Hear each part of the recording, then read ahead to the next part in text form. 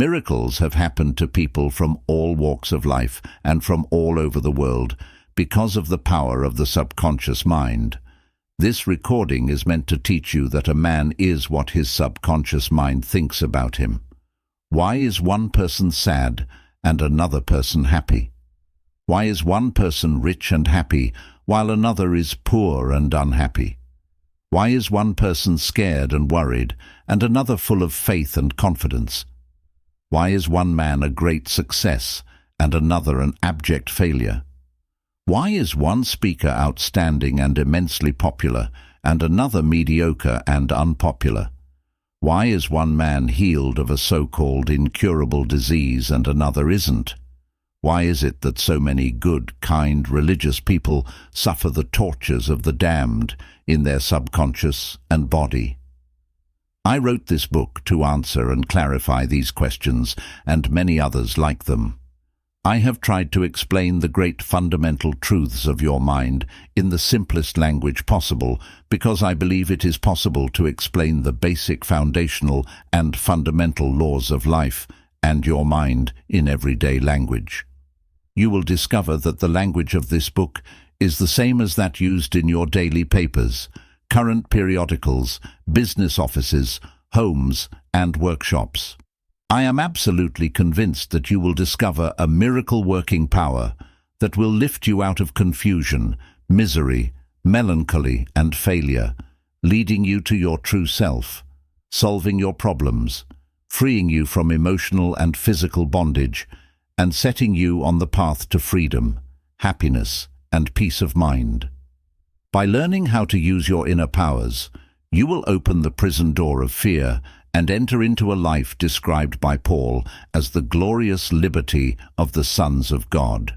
Releasing the miracle-working power, a personal healing will ever be the most convincing evidence of our subconscious powers. Over 42 years ago, I resolved a malignant tumor by using the healing power of my subconscious mind, which created me and still maintains and governs all my vital functions. The technique I applied is elaborated on in this book, and I am sure it will help others to trust the same infinite healing presence lodged in the subconscious depths of all men. Through the kindly offices of my doctor friend, I suddenly realized that it was natural to assume that the creative intelligence which made all my organs, fashioned my body, and started my heart would heal its own handiwork. The ancient proverb says, "The doctor dresses the wound, and God heals it." Wonders happen when you pray effectively. Scientific prayer is the harmonious interaction of the conscious and subconscious levels of mind, scientifically directed for a specific purpose. Be sure to read this book several times. The many chapters will show you how this wonderful power works and how you can draw out the wisdom and inspiration that is hidden in your subconscious mind. Everyone prays, but do you know how to pray well? When was the last time you prayed? As part of your daily life, in an emergency, when you were in danger or trouble, when you were sick, or when you knew death was close. Prayers are being said for you and your friends.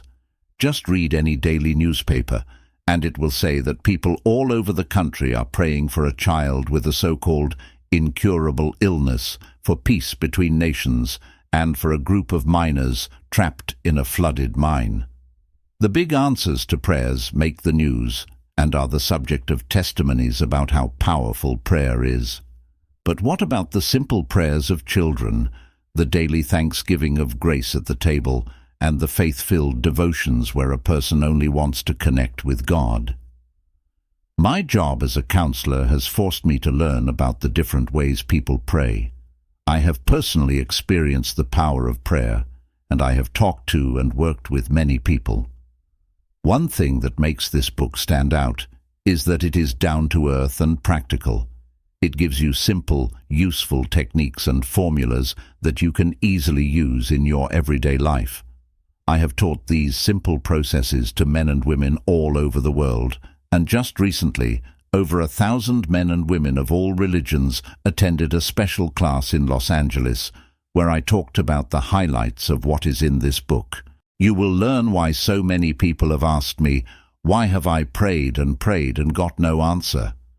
You will also learn many other ways to impress your subconscious mind and get the answers you need, making this a very useful book that you can always turn to when you need help. Do you believe in something? It's not what a person believes that brings an answer to his prayer. It's how his subconscious mind reacts to the image or thought he has in his mind. This is why all religions are psychologically true. Buddhists, Christians, Muslims, and Hebrews can all get answers to their prayers, not because of their religion, but because of a technique, a methodology based on knowing what you are doing and why you are doing it, which will help you bring all the good things in life into your subconscious. Basically, answered prayer is when your heart's desire comes true. Everyone wants health, happiness, security, peace of mind, and true expression. But many people don't get what they want. A university professor recently told me, "I know that if I change, I'll get what I want." Men all over the world share the same mind. Emerson said, "The miracle-working powers of your subconscious mind existed before you and I were born, before any church or world existed. The great eternal truths and principles of life go back to before all religions." With these thoughts in mind, I urge you in the next few chapters to grasp this wonderful, magical, life-changing power that will heal mental and physical wounds and proclaim freedom to the fear-filled mind. Chapter 1. The Treasure Chest Inside You. You can find infinite wealth everywhere if you open your mental eyes and see the treasure house of infinity inside you. You have a gold mine inside you, where you can get everything you need to live a glorious, joyful, and abundant life. Many people are sound asleep because they don't know about this gold mine of infinite intelligence and boundless love inside them. You can draw anything you want. A magnetized piece of steel will lift about 12 times its own weight, while a demagnetized piece of the same steel will not lift a feather. There is the type of man who is weak and afraid. He questions and fears everything. When opportunities come up, he says, "I might fail. My money could be lost." This kind of man will not go very far in life because he will stay where he is, afraid to move forward. Become a magnetized man and find the master secret of all time. The great secret of all time. What do you think it is? Is it the master secret of atomic energy, thermonuclear energy, the neutron bomb, or interplanetary travel? No, none of these. Then what is the master secret? Where can it be found? How can it be contacted and used? The answer is incredibly simple. It's in your subconscious mind, which is the last place most people would look for it. You can get more power, money, health, happiness, and joy by learning to connect with and release the hidden power of your subconscious mind. You don't need to get this power, you already have it. You just need to learn how to use it and understand it better so that you can use it in every part of your life. By following the simple steps and techniques in this book, you can get the information and understanding you need. There is infinite intelligence, power, and all that you need in the depths of your subconscious mind, just waiting to be developed and expressed. Start to recognize these possibilities in your deeper mind, and they will show up in the outside world. If you are open-minded and willing, the infinite intelligence in your subconscious mind can tell you everything you need to know at any given time and place. Also, the infinite intelligence in your subconscious can give you wonderful everyday knowledge. It can show you the way to perfect expression and your true place in the world. With the help of the wisdom of your subconscious mind, you can find the perfect partner or friend, as well as the right business partner or associate. It can find the right buyer for your home and give you all the money you need and the financial freedom you deserve. Your subconscious mind is full of powerful forces of light, love, and beauty that you have the right to explore.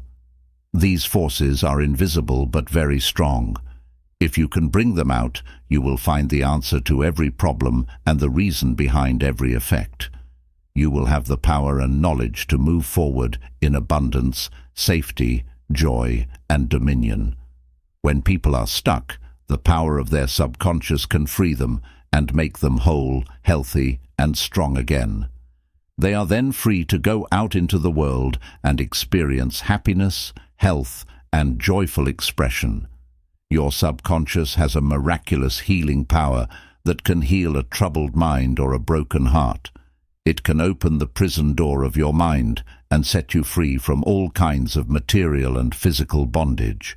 For a working basis, you can't make significant progress in any field without a working basis that can be used in any situation. You can learn how your subconscious mind works and practice its powers with the confidence that you will get results that are directly related to how well you understand their principles and how you use them to achieve specific objectives and goals.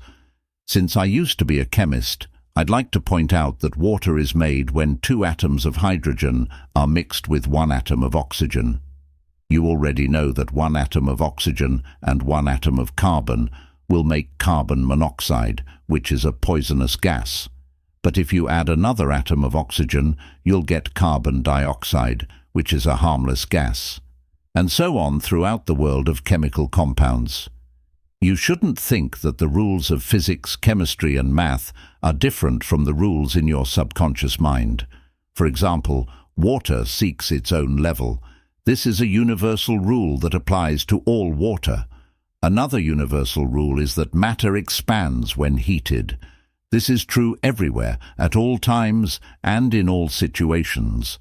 For example, you can heat a piece of steel, and it will expand no matter what. It is also a universal truth that whatever you think about in your subconscious mind shows up on the screen of space as conditioned experience and event. Your prayer has been answered because your subconscious mind is principle, which means the way something works. For example, electricity works from a higher potential to a lower potential. If you don't change this principle when you use electricity but instead work with nature, you can harness its power. The law of your mind is belief. This means that you have to believe in how your mind works, which means that you have to believe in belief itself. The belief of your mind is the thought of your mind, nothing else.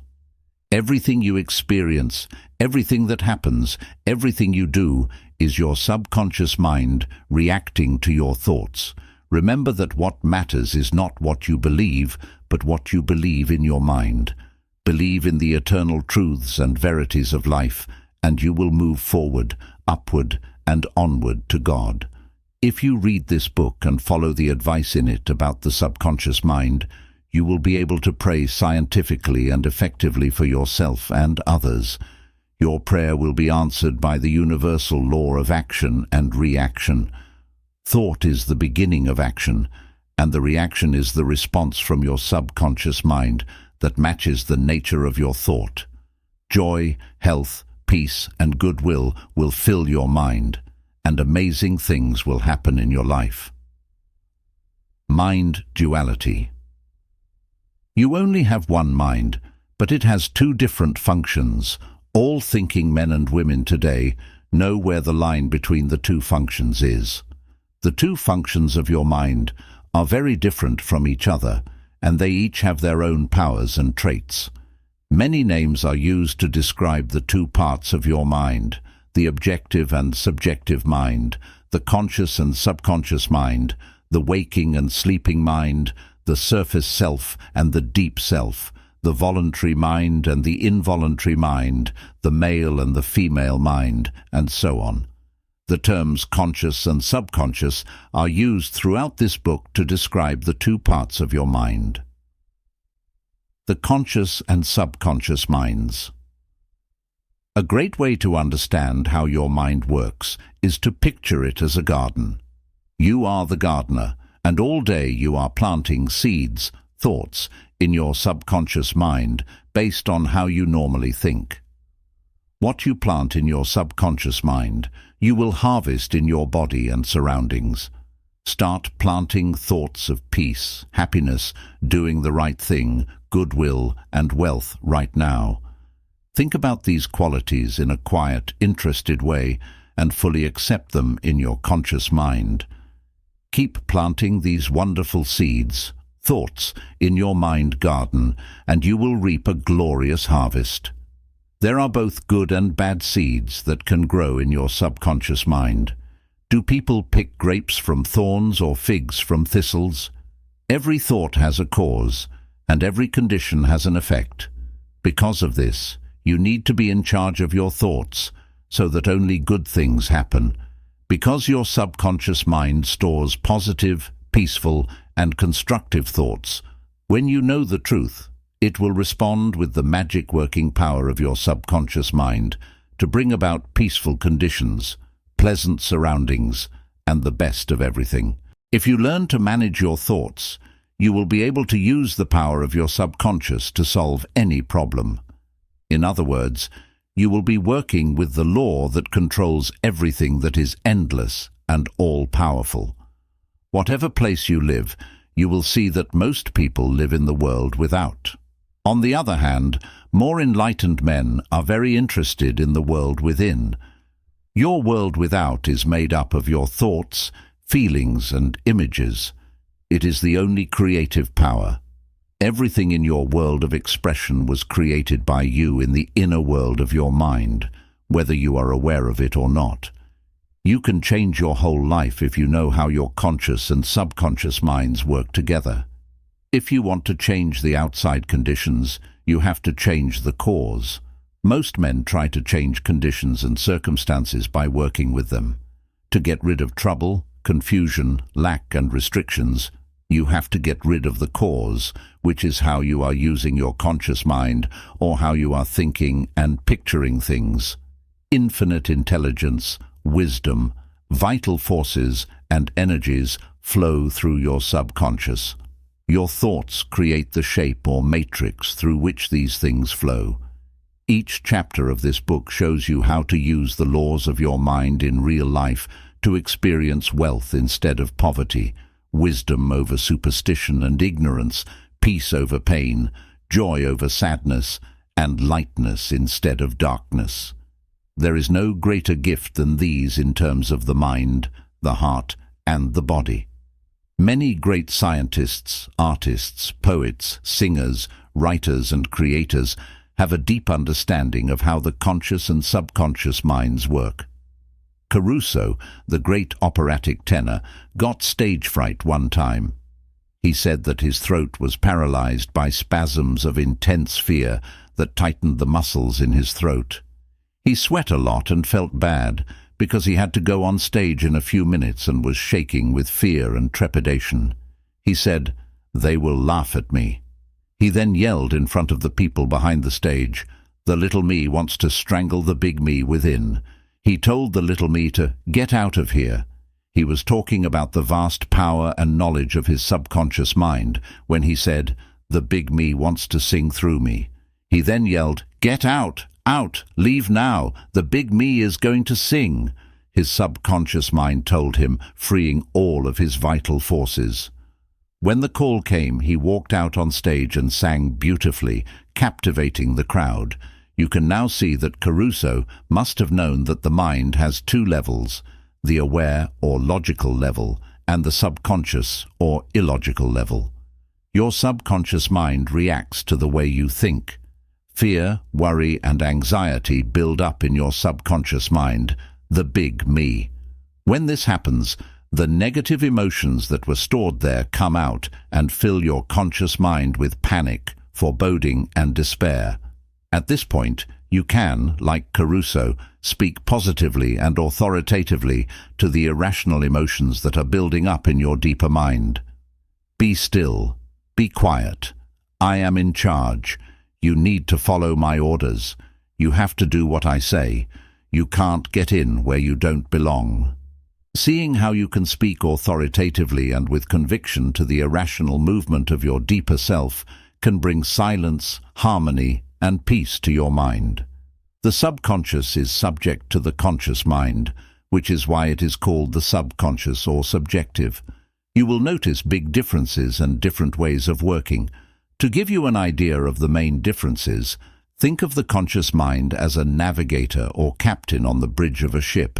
He steers the ship and gives orders to the men in the engine room, who then control all the boilers, instruments, gauges, etc. The men in the engine room don't know where they're going. They just do what the navigator or captain says. If the man on the bridge told them to go off a cliff, they would. In the same way, your conscious mind is the captain and master of your ship, which is your body, your environment, and everything else in your life. Your subconscious mind follows the orders you give it based on what your conscious mind believes and accepts. For example, if you keep telling people, "I can't afford it," your subconscious mind will believe you and make sure you can't buy what you want as long as you keep saying it. A pretty young college student was looking at a pretty but pricey travel bag in a store window on Christmas Eve. She was going home to Buffalo, New York for the holidays. She was about to say, "I can't afford that bag," when she remembered something she had heard in one of my lectures. Never finish a negative statement. Reverse it immediately, and wonders will happen in your life. She said, "That bag is mine. You can buy it. I mentally accept it, and my subconscious will make sure I receive it." At 8 p.m. on Christmas Eve, her fiancé gave her a bag that looked exactly like the one she had looked at and mentally identified with at 10 a.m. that same morning. She had filled her mind with the thought of expectation and let her deeper mind, which knows how to achieve things, handle the rest. She was a student at the University of Southern California. She told me, "I didn't have the money to buy that bag, but now I know where to find money and everything else I need inside me in the treasure house of eternity."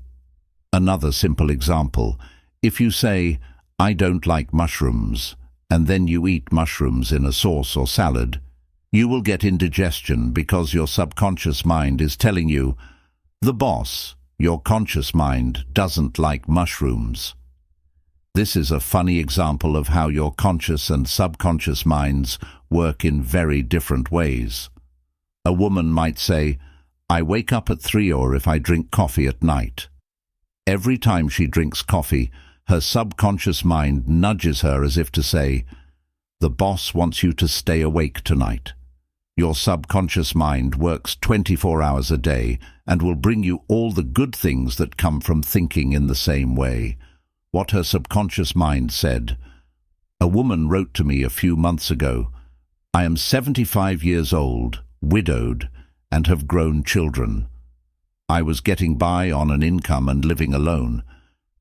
I remember listening to your talks about the subconscious mind. You said that thoughts could be sent to the subconscious mind through repetition, hope, and expectation.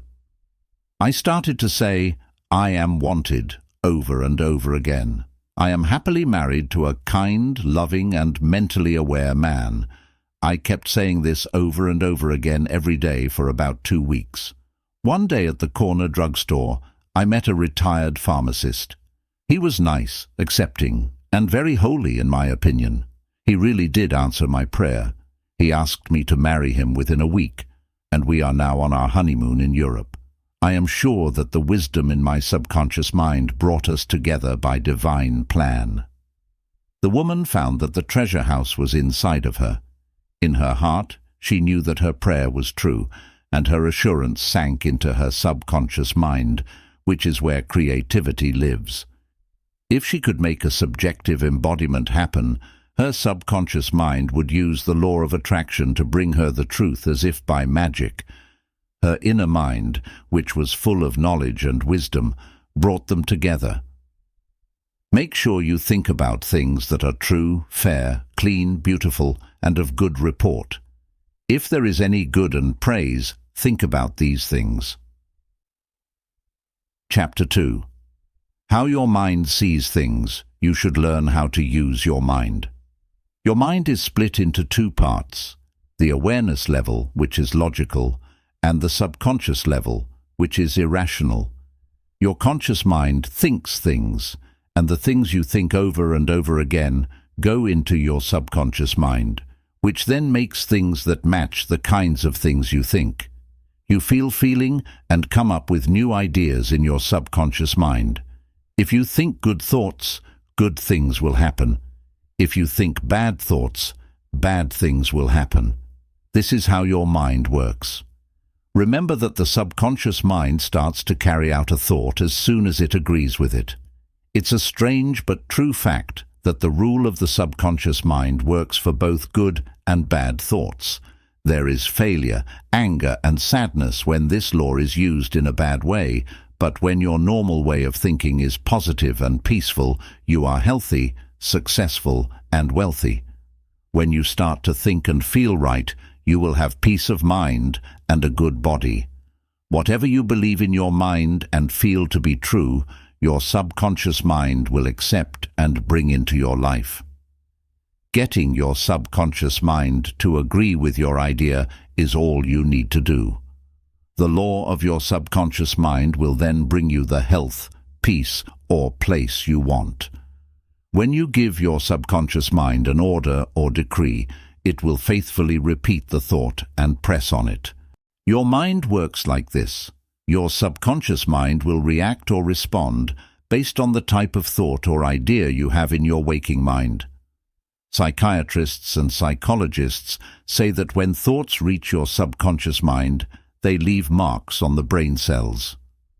When your subconscious mind agrees with an idea, it starts to act on it right away. It works by putting thoughts together and using all the information you've learned in your life to do what it's supposed to do. It uses all the power, energy, and knowledge that you have inside you. It sets up nature's rules to get what it wants. It may seem to solve your problems right away sometimes, but other times it may take days, weeks, or even longer.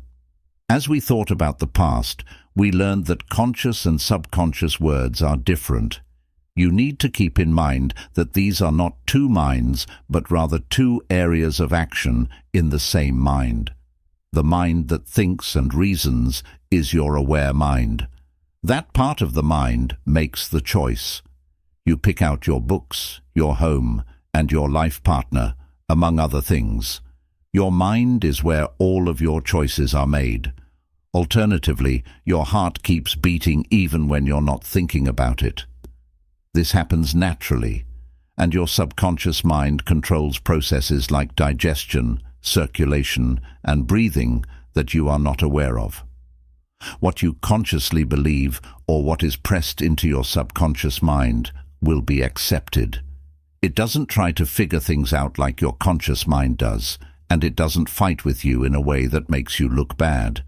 Your subconscious mind is like dirt that will grow any seed, good or bad. Your thoughts are alive and could be compared to seeds. Negative and harmful thoughts will keep working against you in your subconscious mind, and eventually they will show up in your waking life in a way that matches them.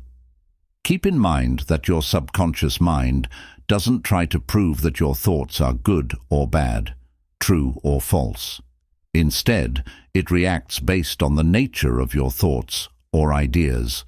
For instance, if you consciously think something is true when it might not be, your subconscious mind will accept it as true and start to do things that have to happen because you consciously thought it was true. Studies by psychologists and others on people who are hypnotized have shown that the subconscious mind can't make choices and comparisons that are needed for thinking. They have shown over and over that your subconscious mind will believe anything, even if it isn't true. Once it has accepted a suggestion, it reacts in a way that fits the type of recommendation.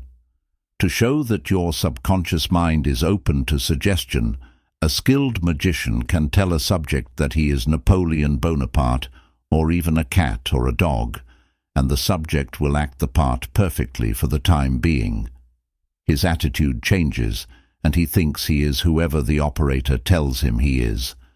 A good magician might tell one of his students that their back hurts, another that their nose is bleeding, a third that they look like a figure made of marble, and a fourth that they are freezing because it is below zero outside. Each person will follow the line of his own idea, not paying any attention to anything around him that doesn't relate to his idea. These simple pictures make it clear what the difference is between your conscious mind, which thinks and reasons, and your subconscious mind, which doesn't care about other people and believes whatever your conscious mind believes to be true. This is why it's important to choose thoughts, ideas and theories that make you feel good, fix you, inspire you, and make your soul happy. The words objective and subjective helped me understand that your aware mind is sometimes called your objective mind because it deals with things in the outside world. There is an objective mind that knows about the objective world. It uses your 5 senses to observe it. When you interact with the world around you, your objective mind guides and directs you. Your 5 senses help you learn, while your objective mind learns from what it sees, does, and learns from other people. It has already been said that thinking is the most important job of the objective mind. Let's say you are one of the many people who visit Los Angeles every year. You would think it is a beautiful city after seeing the parks, gardens, grand buildings, and lovely houses. This is how your objective mind works. People sometimes call your subconscious mind your subjective mind. Your subjective mind knows about the world around you in ways other than your 5 senses. Your subjective mind picks up on things intuitively. It's where your feelings and memories live. The most important things that your subjective mind does are when your objective senses are off. In other words, that intelligence shows up when your objective mind is off or sleepy. People with clairvoyance and clairaudience have subjective minds that can see and hear without using their normal eyes or ears. Your subjective mind can leave your body, go to faraway places, and come back with information, which is usually very accurate and true. You can see what other people are thinking, read what's inside sealed packages, and open safes through your subjective mind. Your subjective mind can understand what other people are thinking, even when they aren't using normal, objective ways to talk to them. Understanding how the objective and subjective minds work together is very important if we want to learn the real art of prayer. The subconscious mind doesn't have the ability to think like your conscious mind does, and it also can't argue strongly. If you give it bad ideas, it will take them as real and make them happen as conditions, experiences, and events. Everything that has happened to you is because of the thoughts that you believe in and have pushed into your subconscious mind. If you have taught your subconscious mind false ideas, the only way to get rid of them is to think positive, harmonious thoughts over and over again. Your subconscious mind will accept these thoughts and form new healthy habits in your life and thoughts. This is because your subconscious mind is where habits are formed. The way your conscious mind thinks about things over and over again creates deep memories in your subconscious mind. This is very good for you if the thoughts you usually have are peaceful, positive, and cooperative. If you've been thinking negatively about things like fear, worry, or other negative emotions, the key is to understand that your subconscious mind has all the power to make you happy and healthy. Because your subconscious mind is creative and connected to your spiritual source, it will bring about the freedom and happiness you have sincerely asked for. The huge power of suggestion. You should already know that your conscious mind is like a guard at the gate, and its main job is to keep your subconscious mind safe from false ideas. One of the basic rules of mind is now clear to you. Your subconscious mind can be trained. You already know that your subconscious mind doesn't compare and contrast things or reason and figure things out on its own. Your conscious mind does those things. It only responds to the thoughts and feelings that your aware mind sends it. In other words, it doesn't say which move is better than another. Here's a classic example of how powerful suggestion can be. When you talk to a shy passenger on a ship, you might say something like, "You look very sick. Look at how pale you are. I'm sure you're going to be seasick. Let me help you to your cabin." This passenger turns pale because your suggestion of sickness connects with his own fears and worries. He accepts your help getting down to the berth, which is where your bad idea comes true, because he agreed with it. Different responses to the same suggestion. It is true that people will respond differently to the same suggestion depending on their subconscious training or beliefs. You could go up to a sailor on the ship and say, "My dear fellow, you look very sick. Aren't you feeling sick? You look to me like you're going to be seasick." Depending on his personality, he will either laugh at your joke or show some slight anger. It didn't work in this case because your idea of seasickness was linked in his mind with his lack of that problem, so it made him feel confident instead of scared or worried. In the dictionary, a suggestion is the act or instance of putting something into one's mind. It's also the mental process by which someone entertains, accepts, or acts on a suggestion. Remember that an idea can't make the subconscious mind do something that the conscious mind doesn't want it to do. To put it another way, your aware mind can say no to the idea. For the sailor, he didn't fear getting seasick because he was sure he wouldn't get sick, and the negative thought couldn't make him afraid at all. The thought of getting seasick made the other traveller feel his own fear of being sick at sea come out. Each of us has our own fears, beliefs, and views that we hold deep inside. These assumptions run our lives. A suggestion doesn't have any power on its own. You have to mentally accept it for it to work. Once you do this, your subconscious powers will move in a way that is bound by the suggestion. How he lost his arm. I give a run of talks at the London Truth Forum at Caxton Hall every 2 or 3 years. A lot of years ago I started this thread. The head, Dr. Evelyn Fleet, told me about an English newspaper story that was about the power of suggestion. Over the course of about 2 years, a man told his subconscious mind, "I would give my right arm to see my daughter cured." It turned out that his daughter had a crippling form of arthritis and a skin disease that was said to be irreversible. The situation couldn't get better with medical care, and the father really wanted his daughter to get better, and said so in those exact words. According to Dr. Evelyn Fleet, the newspaper story said that the family was riding their bikes one day when their car crashed into another, and the father's right arm was torn off at the shoulder. The daughter's pain and skin problem went away right away. It is very important that you only tell your subconscious mind things that will help, inspire, and bless you in every way. Don't forget that your subconscious mind doesn't believe jokes. It takes what you say at face value. Fear was stopped by autosuggestion. Examples of autosuggestion. When you autosuggest something to yourself, you are offering something clear and specific. In his great book on autosuggestion, Herbert Parkin writes about the following event. It's funny in some ways, which helps you remember it. A person from New York who is in Chicago looks at his watch, which is set an hour ahead of Chicago time, and tells a friend from Chicago that it is 12. Our friend from Chicago tells our friend from New York that he is hungry and needs to go to lunch, but he doesn't take into account the time difference.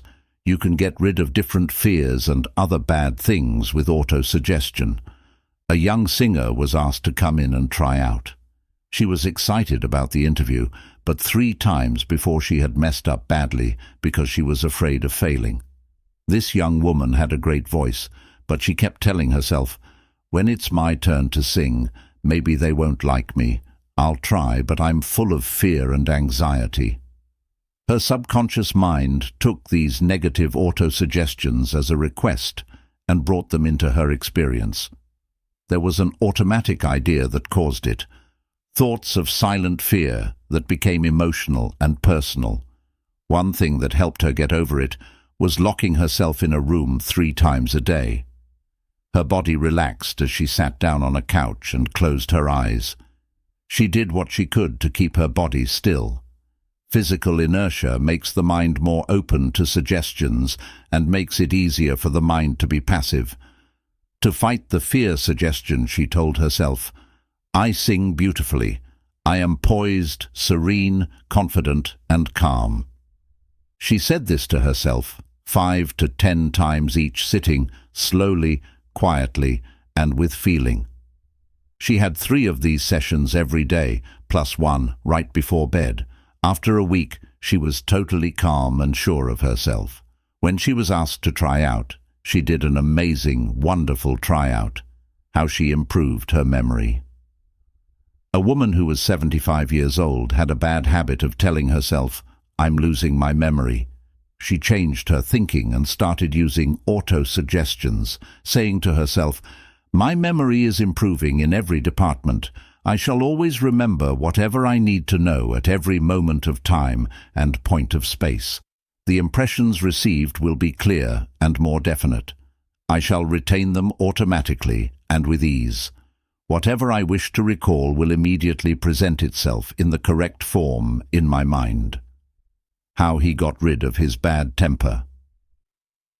Many men who complained of being irritable and having a bad temper were very responsive to auto-suggestion. They got great results by saying these affirmations 3 or 4 times a day, in the morning, at noon, and before bed for about a month. "From now on, I will be more cheerful. Joy, happiness, and cheerfulness will be my normal states of mind. Every day, I am becoming more and more lovable and understanding." A look at the positive and negative effects of suggestion. With examples and thoughts on heterosuggestion. When someone else makes a suggestion, it's called heterosuggestion. Suggestion has always been an important part of people's lives and thoughts throughout history and in every country on earth. It has been the most important force in religion in many places. We can train and control ourselves with suggestions, but they can also be used to control and direct people who don't understand the rules of mind. In its good forms, it is wonderful and magnificent. In its bad forms, it is one of the mind's most destructive response patterns, leading to patterns of sadness, failure, pain, illness, and disaster. Have you agreed to any of these? Since you were a child, most of us have been told a lot of bad advice and don't know how to fight it. We accepted it without realizing it. You'll never amount to anything. You mustn't. You'll fail. You have no chance. You're all wrong. It's not worth it. It's not what you know, but who you know. The world is going to the dogs. What's the point? Nobody cares. It's not worth your time. You're too old now. Things are getting worse and worse. Life is an endless grind. Love is for the birds. You just can't win. If you are an adult and use positive auto-suggestion, which is a method for reconditioning, then know that the way people treated you in the past can make you act in ways that hurt your personal and social life. By releasing you from the bad verbal training that might otherwise change your life pattern and make it hard to form good habits, auto-suggestion can help. You can fight back against bad ideas. You can read dozens of things in the paper every day that could plant the seeds of death, fear, worry, and anxiety if you allow them to. These scary thoughts might make you give up on life. Now that you know, you can reject all of these bad ideas by giving your subconscious mind good ones. You can fight all of these bad thoughts. Check in on the bad ideas that people tell you about on a daily basis. You don't have to let harmful heterosuggestions change your mind. In our youth and teen years, we've all dealt with it. When you think back, it's easy to remember how parents, friends, family, teachers, and co-workers all help it spread. If you look at what was said to you, you will see that a lot of it was lying. Many of the things that were said were meant to control you or make you afraid. This process of heterosuggestion happens in every home, office, workplace, and club. An important thing to remember is that many of these ideas are meant to get you to think, feel, and act in ways that benefit other people. It was advice that killed a man. This is an example of heterosuggestion. A family member of mine went to see a crystal gazer in India. The gazer told him that he had a bad heart and that he would die on the next new moon. He began to tell everyone in his family about this prediction and made plans for his will. He fully agreed with this strong idea, so it went into his subconscious mind. My family member also told me that people thought this crystal gazer had strange abilities, which they called powers, that let him help or hurt people. Like they said, he would die. But he didn't know that he killed himself. I think a lot of us have heard stories like this that are based on stupid and silly superstitions. With what we know about how the subconscious mind works in mind, let us look at what happened. The subconscious mind of a person will accept and act on whatever the conscious mind thinks. When my cousin went to see the fortune teller, he was happy, healthy, strong, and full of life. She told him something very bad to do, and he agreed with her. The thought that he was going to die at the next new moon kept going through his mind, making him scared. He then told everyone what happened and got ready for the end. Something happened in his mind, and his own thoughts caused what he thought was his death, which was really just the destruction of his body through his fear and hope for the end. The woman who said he would die didn't have any more power than these sticks and stones in the field. The end she suggested could not be made or happen because of her idea. If he knew how his mind worked, he would have totally ignored her negative advice and not paid any attention to what she said. He knew in his heart that his thoughts and feelings ran his life like an arrow aimed at a battleship. Her forecast could have been totally cancelled out and lost its power without hurting him. Other people's ideas don't have any power over you unless you give them power through your own thoughts. You have to agree to the thought. You have to accept it. Only then does it become your thought, and you are the one who thinks. Don't forget that you have the power to choose. Pick love, health, and life. It's powerful to start with the idea that something is true. Your mind works like a syllogism. This means that the answer your subconscious mind gives to a question or problem in your mind is based on the main idea your conscious mind believes to be true. If your premise is true, then your conclusion must also be true. For example, every virtue is laudable. Kindness is a virtue, therefore kindness is laudable, or all formed things change and pass away. The pyramids of Egypt are formed things, therefore the pyramids will pass away someday. The first statement is called the major premise, and the right conclusion must always come after the right premise. In May 1962, a college professor who came to some of my Science of Mind talks at Town Hall in New York City told me, "Everything in my life is upside down. I've lost my health, my wealth, and my friends. Everything I touch goes wrong," he said. I told him that he should base his thinking on the idea that his subconscious mind was infinitely smart and was helping him in all areas of his life, emotionally, mentally, and financially. After that, his subconscious mind would make smart choices and decisions for him, heal his body, and bring peace and calm back to his mind.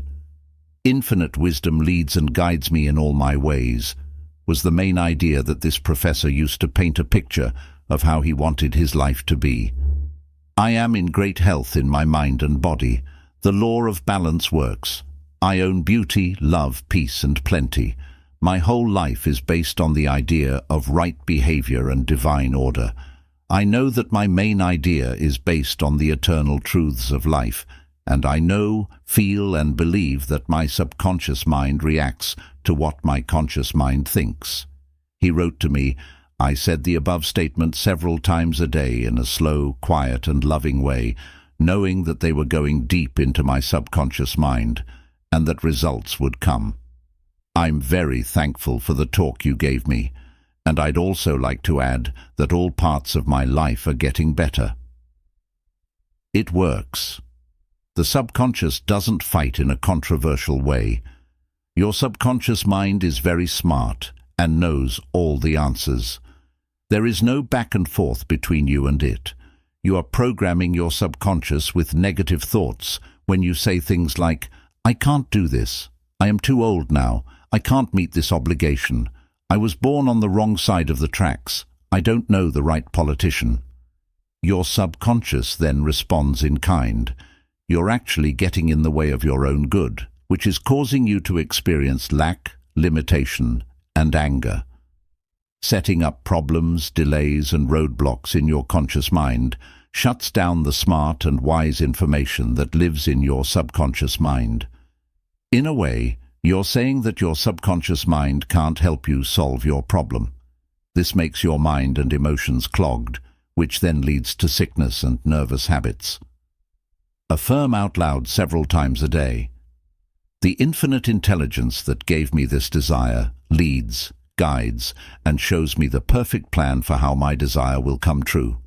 This will help you get what you want and stop being frustrated. I know that the deeper knowledge of my subconscious is now reacting, and that what I think and feel inside is shown outside. There is a state of balance and calmness.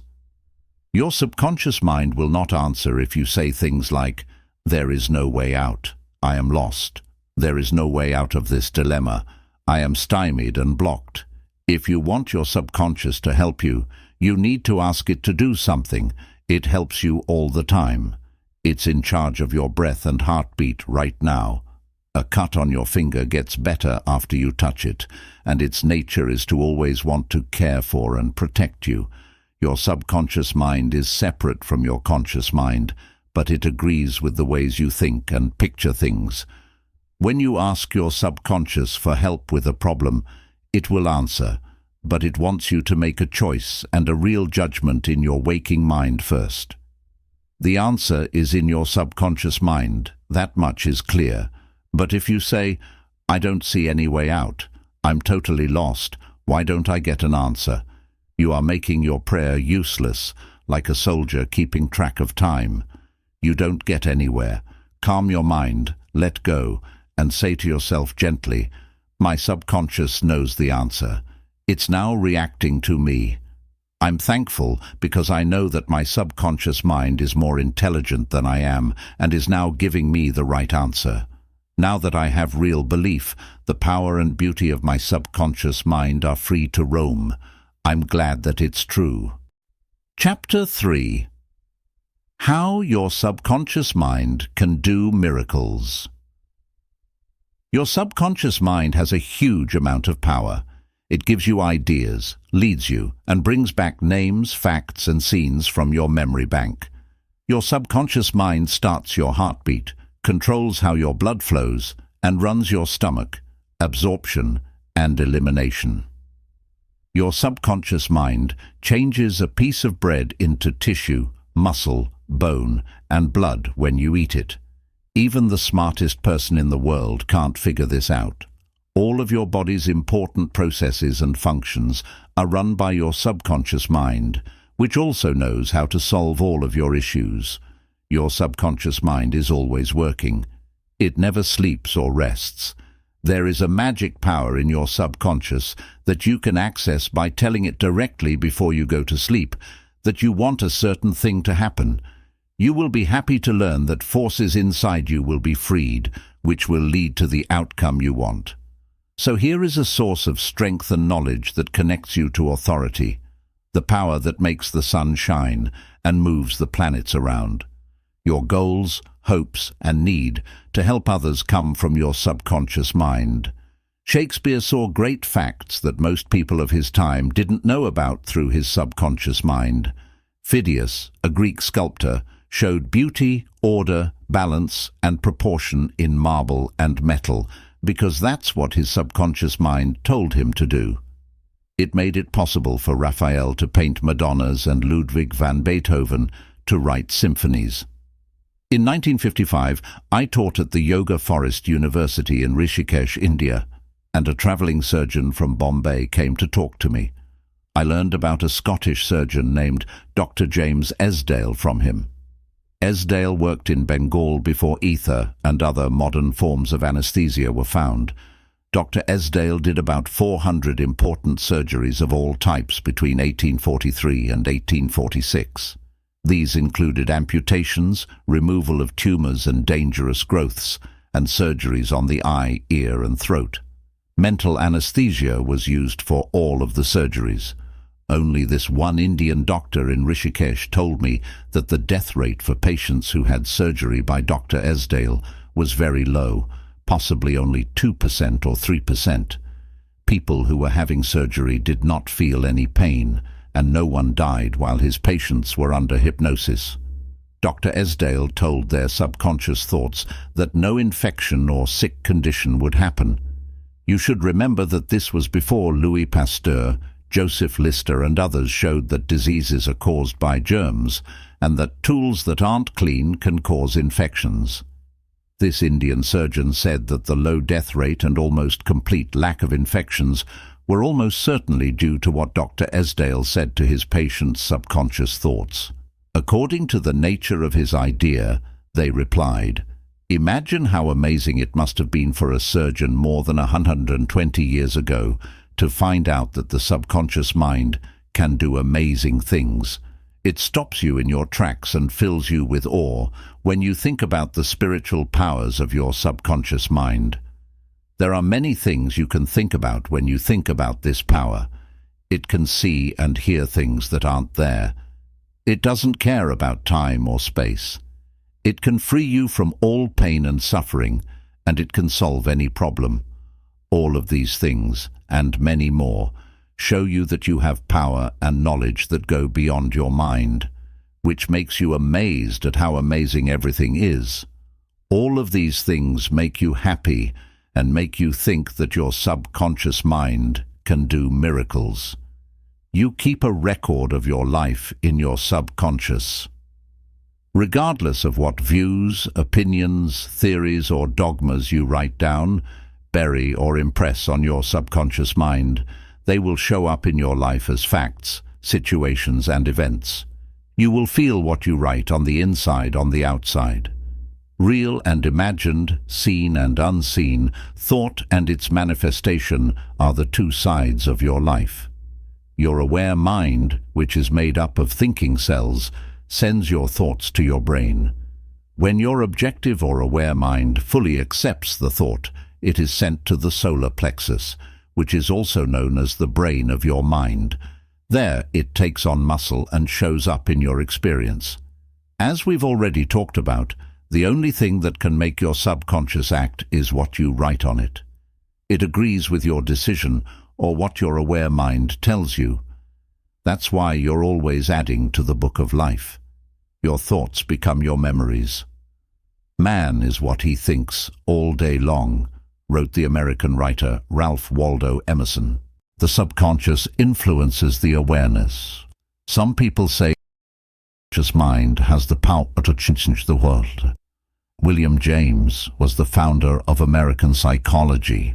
Your subconscious mind is one that is smarter and wiser than you can imagine. It gets its water from underground and is known as the law of life.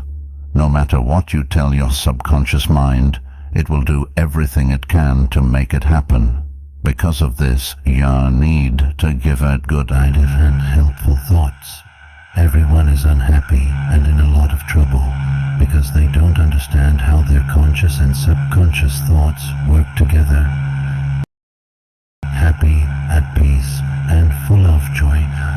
Things that happen when these two ideas work in harmony, when the awareness and subconscious work together in peace and harmony, there is no sickness or conflict. When the tomb of Hermes was opened, people were filled with hope and awe because they thought it held the most important of all time, as inside inside, so outside, as high as above, so below was the key. Or to put it another way, whatever is in your subconscious mind shows up on the screen of space. Moses, Isaiah, and all the other wise men and women throughout history have told us the same thing.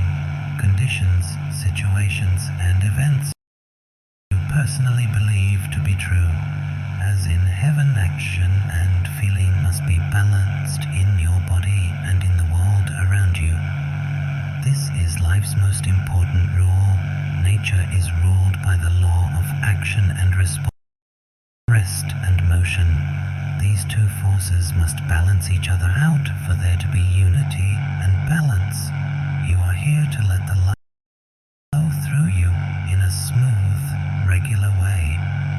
Equal amounts of air must be taken in the alveoli, and the sensation and attitude must be the same.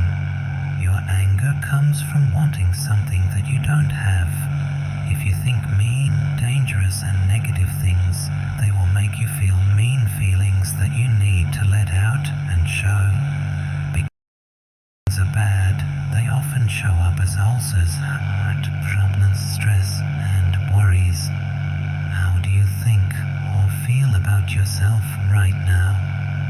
That thought comes out of every part of you. Think that your health, finances, friends, and social standing are all great examples of who you think you are. What is engraved in your subconscious mind and shows up in every part of your life has this real value because we think bad thoughts hurt ourselves. How many times have you hurt yourself by being scared, angry, jealous, or vengeful? This is what affects your subconscious mind. These bad views did not come from birth. Feed your subconscious mind positive thoughts. It will get rid of all the bad patterns that are stored there. You won't be able to remember the past doing this. An abnormal growth on the skin is healed by the subconscious. Healing someone will always be the strongest proof that the subconscious mind has the power to heal. Over 40 years ago, prayer helped me get rid of a skin cancer. The growth couldn't be stopped by medicine, and things were getting worse. A clergyman who knew a lot about psychology told me what the summary meant when it said, "In thy book, my members, which were continually made when there were none of them." He said that the word book meant my subconscious mind, which made all of my organs from an invisible cell.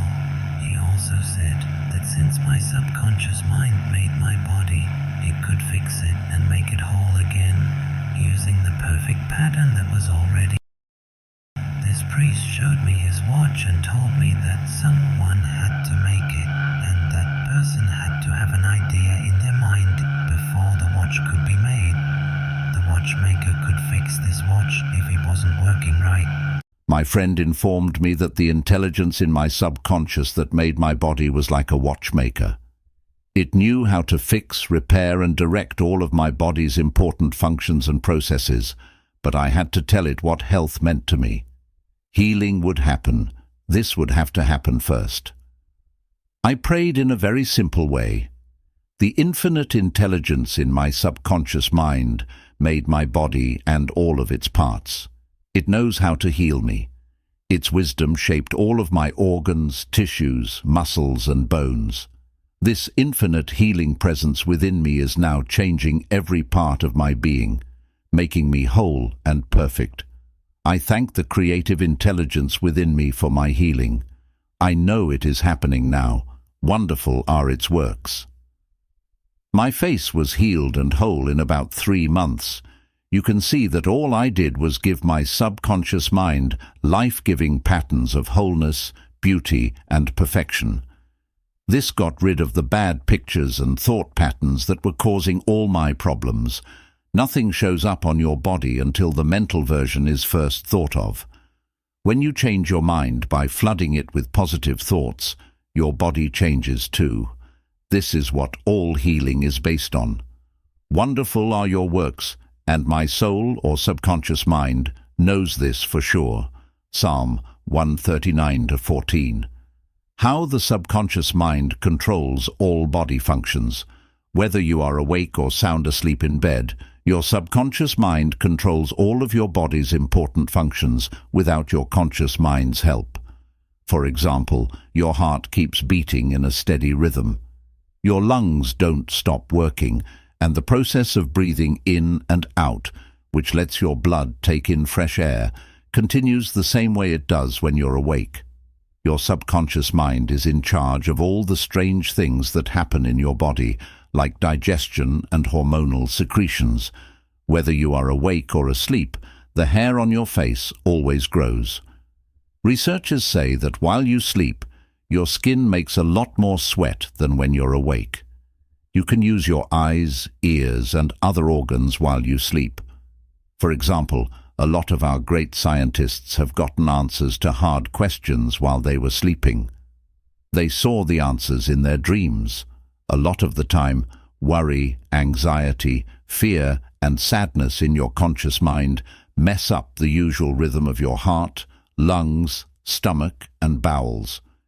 These ways of thinking get in the way of your subconscious mind working in harmony. If you're having mental problems, the best thing to do is to let go, calm down, and stop thinking. Ask your subconscious mind to take over in a way that is peaceful, harmonious, and in good order. Your body will start to work normally again after those changes. Make sure you talk to your subconscious mind with power and conviction, and it will do what you say. Your subconscious mind wants to keep you alive and heal you no matter what. It makes you love your kids, which shows that you naturally want to protect all living things. Let's say you ate some bad food by chance. Your subconscious mind would tell you to throw up the food. If you accidentally ate something poisonous, your subconscious would get rid of it. In the event that you fully trusted its miraculous power, you would be fully returned to health. Tricks for getting your subconscious to work for you. First, understand that your subconscious mind is always at work. It works day and night, whether you do anything with it or not. Your subconscious builds your body, but you can't see or hear that process through your waking mind. Your mind, not your subconscious mind, is what you need to talk to. Make sure that the thoughts you normally have are based on things that are lovely, true, fair, and of good report.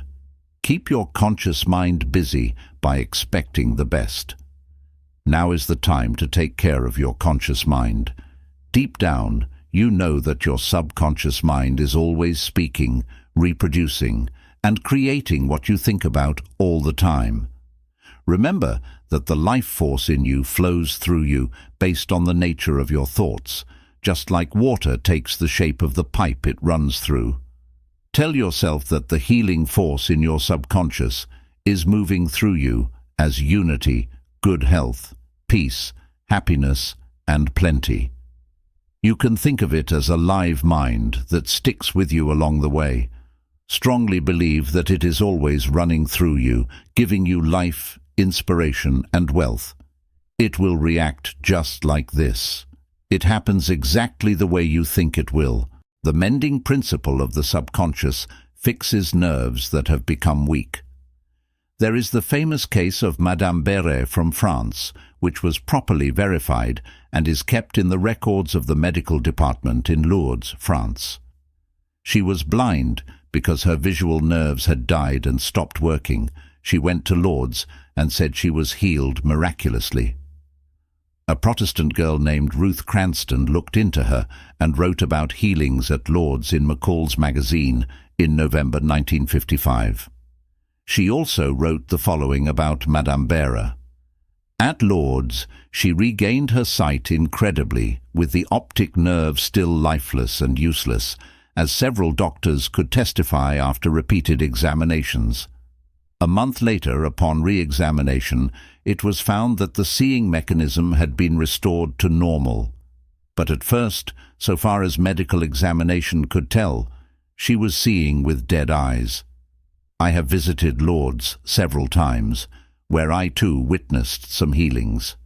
And of course, as we shall explain in the next chapter, there is no doubt that healings take place at many shrines throughout the world, Christian and non-Christian.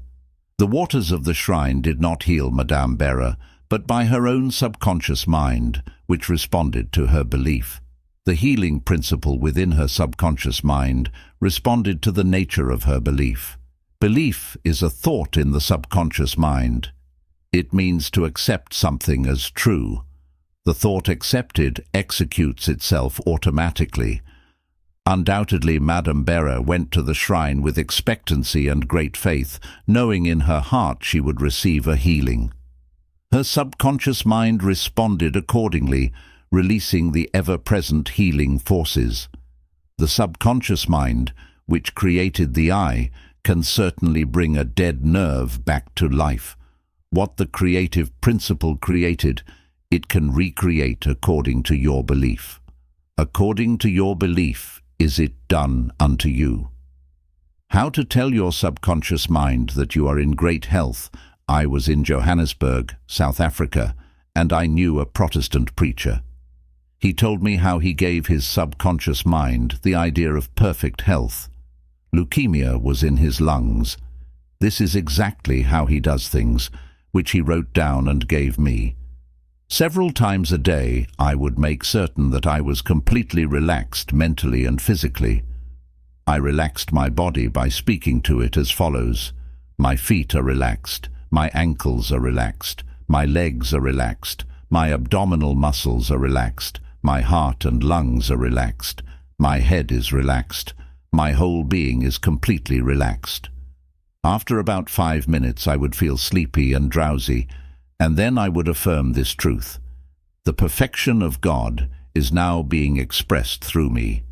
The idea of perfect health is now filling my subconscious mind. God has a perfect image of me, and my subconscious mind recreates my body in perfect accordance with that perfect image.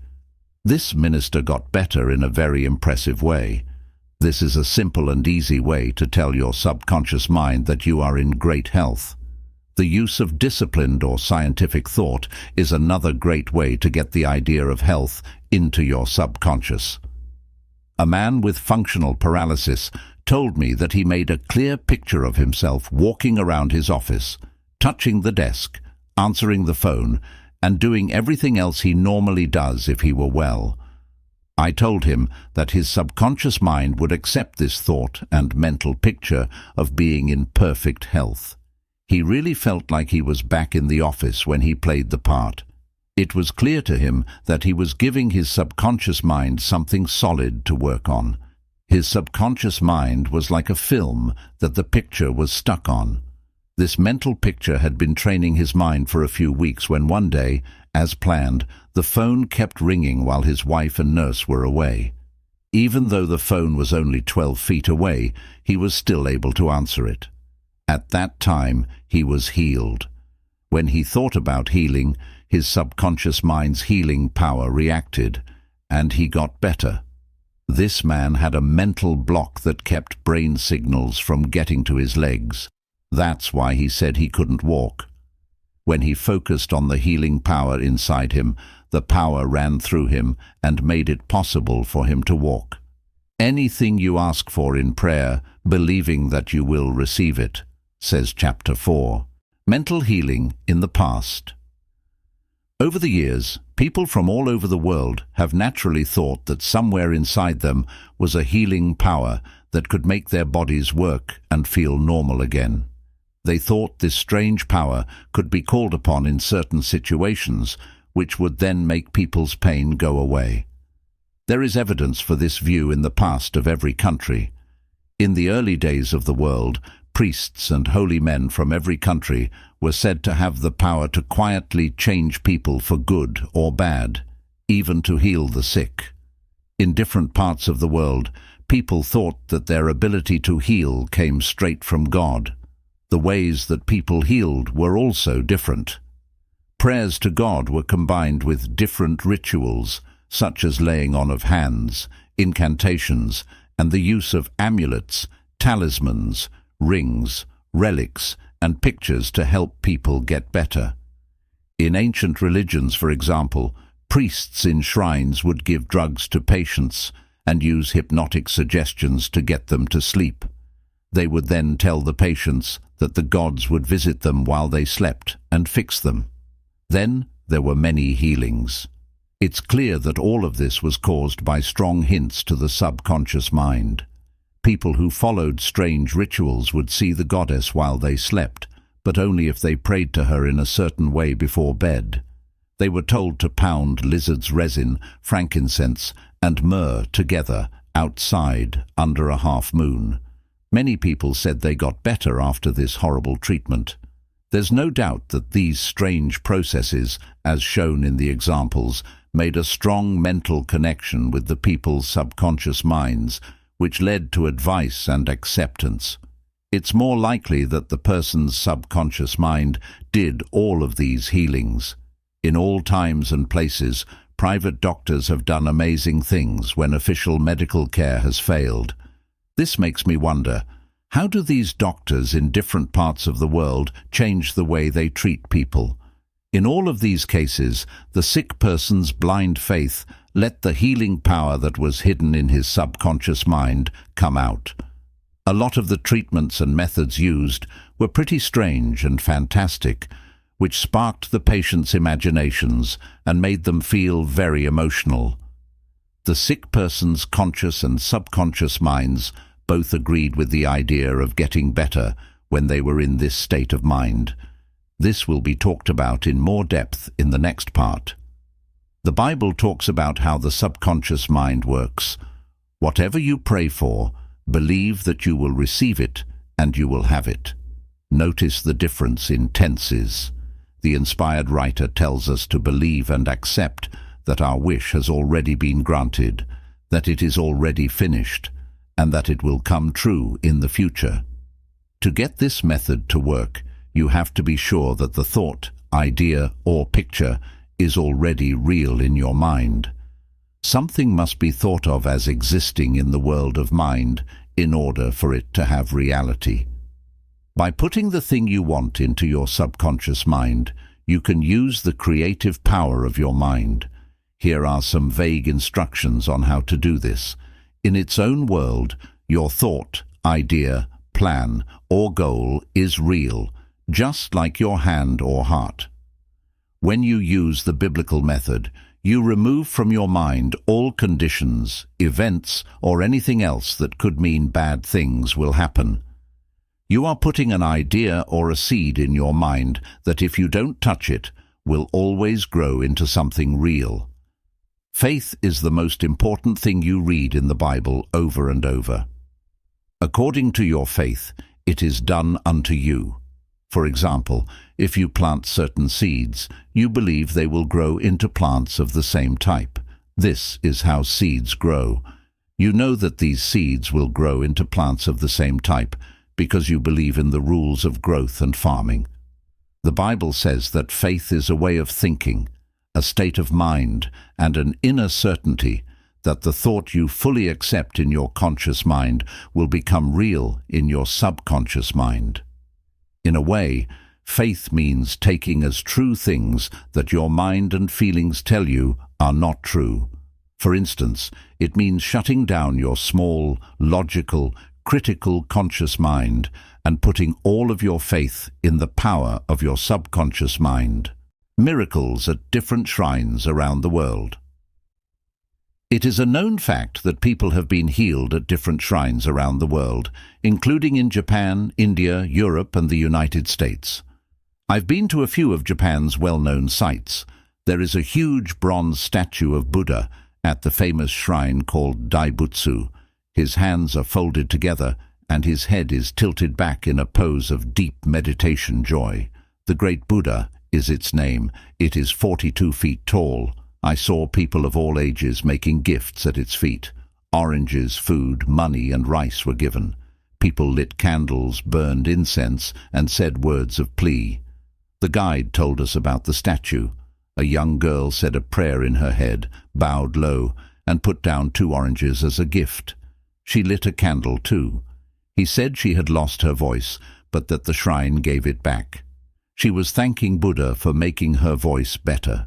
Simple Faith told her that Buddha would give her back her singing voice if she did a certain rite, fasted, and gave certain gifts. All of this made her believe and have faith, which conditioned her mind to the point of believing. Her subconscious mind reacted to what she thought. I will tell you about a family member who had cancer to show how powerful fantasy and blind faith can be. His lungs were really sick. His son chose to help his dad get better. When he got back to Perth, Western Australia, where his father lived, he told him that he had met a monk who had just come back from a healed shrine in Europe. He bought a piece of the real cross from this monk. He told them that he paid the monk about $500 for it. This young man picked up a piece of wood from the ground, took it to a jeweler, and had it set in a ring so it looked real. It healed many people just to touch the ring or the cross, he told his dad. The way he made his father feel made him so angry that the old man took the ring from him, put it over his chest, prayed quietly, and went to sleep. He was better in the morning. The center did tests that all came back negative. You know, of course, that it wasn't the splinter of wood from the sidewalk that healed him. It was his mind being awakened to a very high level, along with his faith or subjective feeling. The combination of these two things led to his healing. The dad never found out about the trick that was pulled on him. He most likely would have had a return if he had. He stayed fully better and died 15 years later when he was 89 years old. One universal healing principle. It is a well-known fact that all of the different schools of healing effect cures of the most wonderful character. The most obvious conclusion which hits your mind is that there must be some underlying principle which is common to them all, namely the subconscious mind, and the one process of recovery is faith. It will now be in order to remember to your mind once more the following fundamental truths. First, that you must possess mental processes which have been distinguished by designating one of the conscious mind and the other the subconscious mind. Second, the power of influence can always work on your subconscious mind. Additionally, your subconscious mind is in charge of all of your body's processes, situations, and feelings. I dare to think that all the readers of this book are familiar with the fact that signs of almost any disease can be caused in hypnotic subjects by suggestion. For example, a person in the hypnotic state can develop a high temperature, a flushed face, or chills, according to the type of idea made by trial. You can suggest to the person that he is disabled and cannot walk, and it will be so. By example, you can hold a cup of cold water under the nose of the hypnotic subject and tell him this is full of pepper. Smell it. He will continue to sneeze. What do you think caused him to sneeze, the water or the suggestion?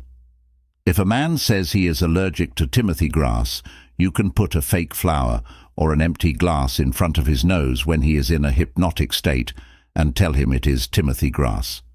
He will portray the usual allergic symptoms. This shows that the cause of the disease is in the mind. The healing of the sickness can also take place mentally. You realize that remarkable healings take place through osteopathy, chiropractic medicine, and naturopathy, as well as through all the various religious bodies throughout the world. But it is obvious that all of these healings are brought about through the subconscious mind, the only healer there is. Notice how it fixes the cut on your face caused by shaving. It knows exactly how to do it. The doctor dresses the cut and says, "Nature fixes it." Nature refers to natural law, the law of the subconscious mind, or self-preservation, which is the function of the subconscious mind. The sense of self-preservation is the first law of nature. Your strongest instinct is the most powerful of all autosuggestions. Greatly different theories. It would be tedious and unprofitable to delve too deeply into the numerous theories proposed by various religious sects and prayer treatment groups. Each group tends to claim that their method is the best or the only true way to achieve healing because it has produced positive results for some individuals. However, as discussed earlier in this chapter, this cannot be universally true. Throughout history, many different healing practices and theories have been developed. These range from traditional religious practices to modern medical treatments, and they all claim to harness some unique power or method to facilitate healing. For example, Franz Anton Mesmer, an Austrian physician who lived from 1734 to 1815 and worked in Paris, made a remarkable discovery. Mesmer found that by applying magnets to a sick body, he could magically treat diseases. He believed that this treatment was effective because of a force he called animal magnetism. According to Mesmer, this substance was projected from the healer to the patient, influencing the patient's health.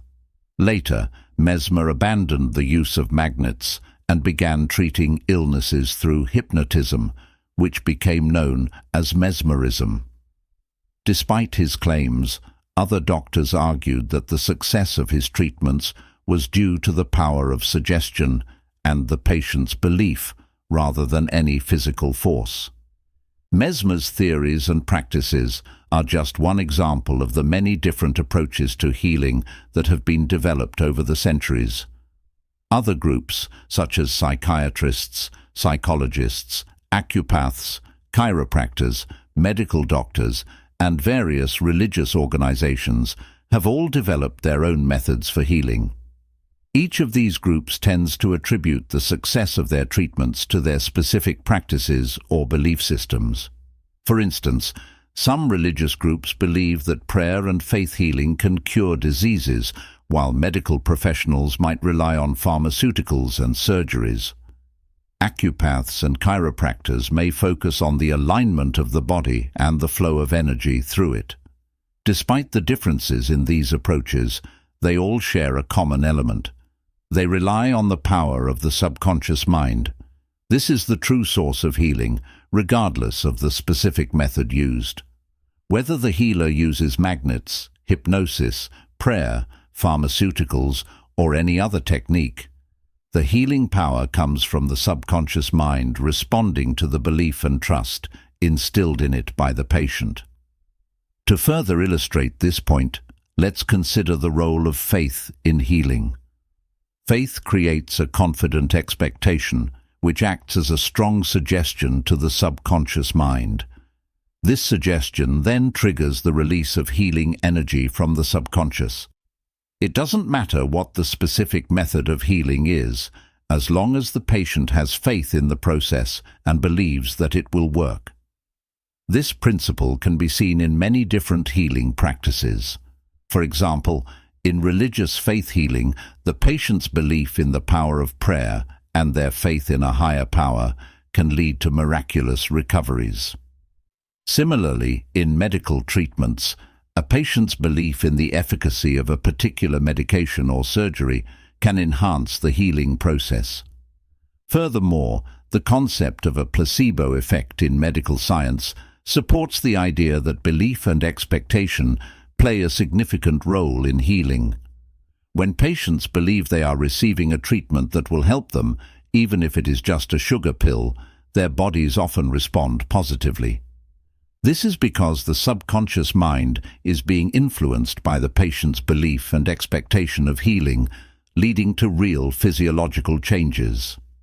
In summary, while there are many different theories and methods of healing, they all tap into the same underlying power, the subconscious mind. Each group may attribute the healing to their specific practice or belief system, but in reality, the process of healing boils down to having a positive mental attitude, inner belief, or faith.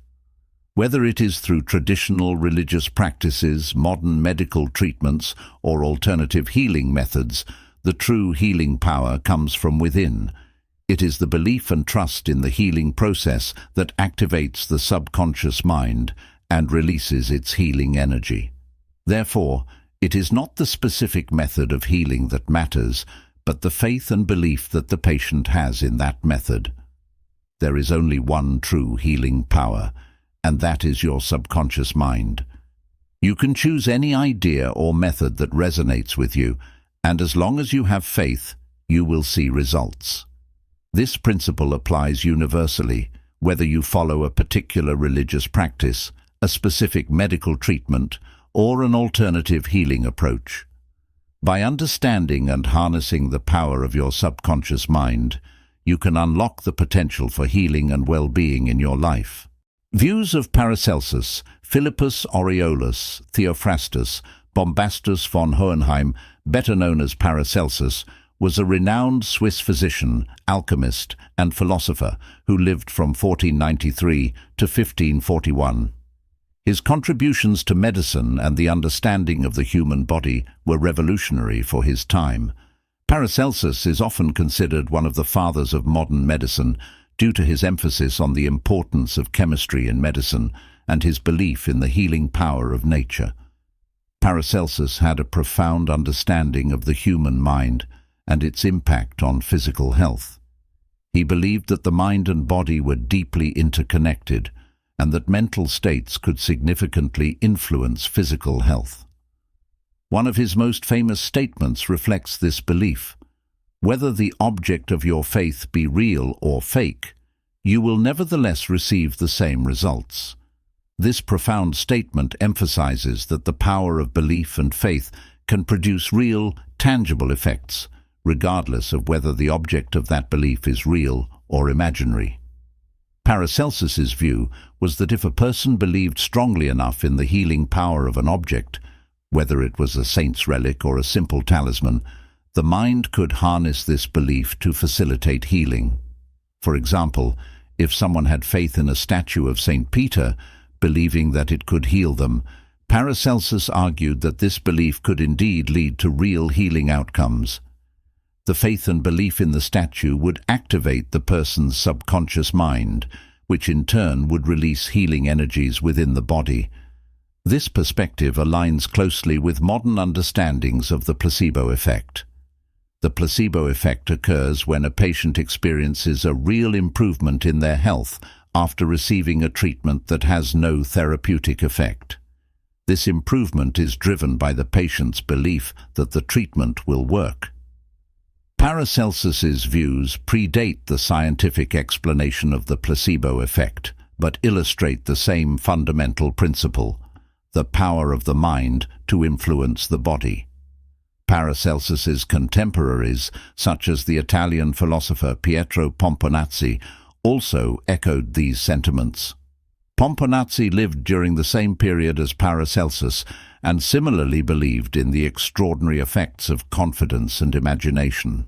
He stated, "We can easily conceive the marvelous effects which confidence and imagination can produce, particularly when both qualities are reciprocated between the subjects and the person who influences them. This highlights the dynamic interplay between the healer and the patient, where mutual confidence and imagination can lead to remarkable healing outcomes." Both Paracelsus and Pomponazzi understood that the mind holds immense power over the body.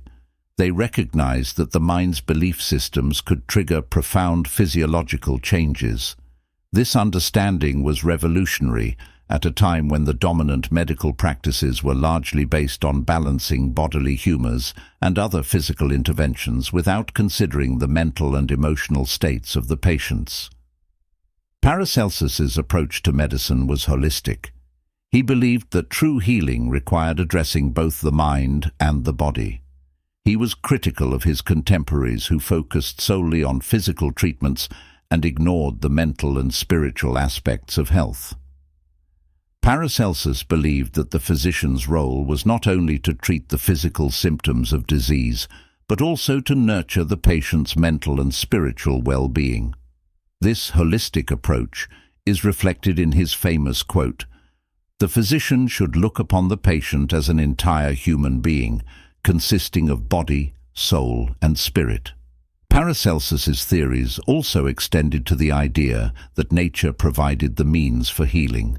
He believed that the natural world was full of remedies for all ailments, and that the physician's job was to understand and utilize these natural medicines. This belief in the healing power of nature was revolutionary and laid the groundwork for the development of pharmacology. Paracelsus's views on the power of faith and belief in healing were ahead of his time and laid the foundation for modern understandings of the placebo effect and holistic medicine. His recognition of the interconnectedness of the mind and body and the role of the subconscious mind in health and healing remain influential concepts in contemporary medical and psychological practices. Paracelsus's legacy reminds us of the profound power of the mind in shaping our physical reality and the importance of a holistic approach to health and well-being. Bernheim's experiments. Émile Coué, a French pharmacist who later became a noted psychologist, was heavily influenced by the works of Dr. Hippolyte Bernheim, a professor of medicine at the University of Nancy in France. Bernheim's groundbreaking work in the late 19th and early 20th centuries laid the foundation for understanding the power of suggestion and its impact on the subconscious mind. His experiments demonstrated how mental suggestions could induce significant physical changes and healing. Bernheim was a pioneer in the field of suggestive therapeutics, which involves using suggestion to treat medical conditions. One of his most compelling experiments involved a man who had been suffering from paralysis of the tongue. This man had tried various treatments to no avail. Bernheim decided to try a new approach. He told the patient that he had a new tool that could heal him. Bernheim then inserted a small thermometer into the patient's mouth and suggested that it was the tool that would cure his condition. Believing in the tool's efficacy, the patient soon found that he could move his tongue freely. This case was a striking example of how powerful suggestion alone, without any actual medical intervention, could produce real physical changes. Bernheim's work didn't stop there. He documented numerous cases where suggestion led to significant improvements in health. For example, he treated a young girl who had lost her voice for nearly 4 weeks. After confirming the diagnosis, Bernheim explained to his students that sometimes loss of speech could respond quickly to electrical treatments which might act through suggestive effect. He then placed his hand over the girl's larynx, moved it slightly, and said, "Now you can speak aloud." Instantly the girl began to say A, then B, and then her name, Maria. Her voice had returned, and the loss of speech had vanished. This demonstrated the power of faith and expectation in the healing process. Another fascinating aspect of Bernheim's work was his ability to induce physical changes through suggestion alone. He conducted an experiment where he produced a blister on the back of a patient's neck by applying a postage stamp and suggesting to the patient that it was a fly blister. The patient's skin responded to the suggestion, and a blister formed, even though there was no physical cause for it. This experiment was replicated by other doctors around the world, confirming that oral suggestions could induce structural changes in the body. Bernheim's studies also explored more dramatic physical manifestations induced by suggestion. In one experiment, he suggested to a hypnotized subject that their nose would bleed at a specific time. At the appointed hour, the subject's nose began to bleed, even though there was no physical reason for it. On another occasion, Bernheim traced the patient's name on both forearms with a dull instrument and suggested that these lines would bleed. At the specified time, the lines traced on the forearms appeared in bright red, with drops of blood. These marks remained visible for 3 months, gradually fading over time. These experiments provided compelling evidence for the power of suggestion and the influence of the subconscious mind on the body's physical state. They illustrated the constant amenability of the subconscious mind to suggestions and the perfect control it exercises over the body's functions, sensations, and conditions. Bernheim's work vividly dramatized how abnormal conditions could be induced by suggestion, conclusively proving that, as a man thinketh in his heart, so is he. Bernheim's contributions significantly influenced the field of psychotherapy and hypnotherapy. His findings demonstrated that the subconscious mind could be directed through suggestion to bring about healing and physical changes. This understanding has been foundational in developing therapeutic techniques that utilize the power of suggestion to treat various psychological and physical conditions. Bernheim's experiments revealed the profound impact of suggestion on the subconscious mind and its ability to induce real physical changes. His work laid the groundwork for modern hypnotherapy and suggestive therapeutics, showing that belief, expectation, and the power of the mind could play a crucial role in healing. Bernheim's legacy continues to influence contemporary practices, emphasizing the importance of harnessing the subconscious mind's potential for health and well-being. The cause of bloody stigmata. In Hudson's Law of Psychic Phenomena, page 153, he states, "Hemorrhages and bloody stigmata are induced in certain subjects by means of suggestion." This intriguing phenomenon sheds light on the profound influence of the subconscious mind and the power of suggestion. Dr. M. Beru, a noted investigator in this field, conducted several experiments that vividly illustrated these effects. In one experiment, Dr. Beru placed a subject into a somnambulistic, hypnotic state and gave the following suggestion. "At 4 this afternoon, after the hypnosis, you will come into my office, sit down in the armchair, cross your arms upon your breast, and your nose will begin to bleed." At the appointed hour, the young man did exactly as instructed.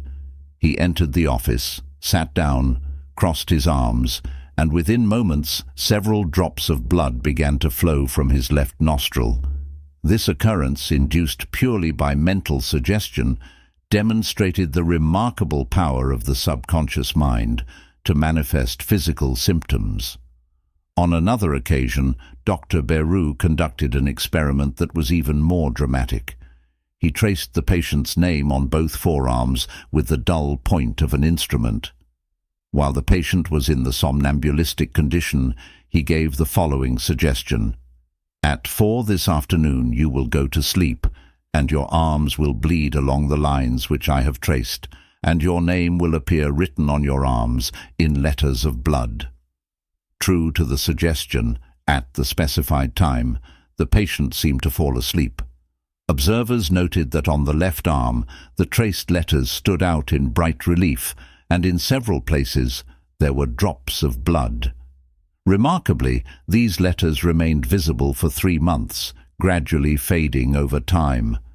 These experiments by Dr. Beru provide compelling evidence of the two fundamental propositions previously stated. First, the constant amenability of the subconscious mind to the power of suggestion, and second, the perfect control which the subconscious mind exercises over the functions, sensations, and conditions of the body. The experiments dramatize how abnormal conditions can be induced purely by suggestion, vividly illustrating the potent influence of the mind over the body. The implications of these findings are profound. They demonstrate that the subconscious mind, when directed by strong, clear suggestions, can produce physical changes that align with those suggestions. This is a powerful testament to the idea that, as a man thinketh in his heart, so is he. In other words, the thoughts and beliefs held deeply within the subconscious mind have a direct and tangible impact on physical reality. These phenomena are not just isolated cases, but are supported by numerous similar experiments conducted by other researchers. They collectively reinforce the concept that the subconscious mind is highly susceptible to suggestion and can control various bodily functions and conditions in ways that may seem extraordinary. The ability of the subconscious mind to create such dramatic physical effects as bloody stigmata underscores the importance of understanding and harnessing this power for positive outcomes.